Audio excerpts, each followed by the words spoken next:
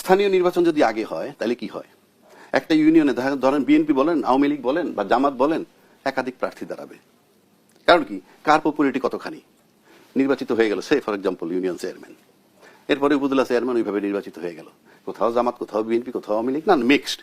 এরপর যদি সংসদ নির্বাচনটা হয়, তখন যিনি এমপি থাকবেন, সংসদের সদস্য থাকবেন, তার ভাগে যে এলাকাটা পড়বে সেই এলাকার যে উপজেলা চেয়ারম্যান এবং ইউনিয়ন চেয়ারম্যান এবং তিনি, এই তিনজনের সমন্বয় হওয়া কঠিন, কারণ তিনজন এক দলের নাও হতে পারেন। যখনই এক দলের হবেন না বা ভিন্ন মতের হবেন, তখনই কিন্তু তাদেরকে ভারসাম্য ব্যালেন্স করতে হবে।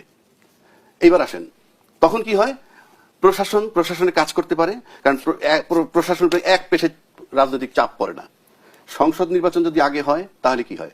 সংসদ নির্বাচন আগে হইলে তারপরে যে দলের সংসদ সদস্য, উপজেলা চেয়ারম্যান, ইউনিয়ন চেয়ারম্যান দুইজন দাঁড়াবে না একটা দল থেকে, তারা যাকে নির্বাচিত করবে আগে সেই দাঁড়াবে।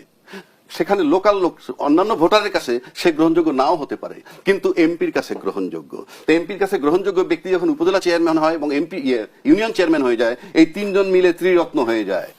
এবং এই তিনজনের সিদ্ধান্তর বাইরে তাদের এলাকায়, তার অঞ্চলে কিছুই হয়নি, আমরা দীর্ঘকাল কাল ধরে দেখে আসতেছি। প্রশাসন তখন মুখে আঙ্গুল দিয়ে বসে থাকে।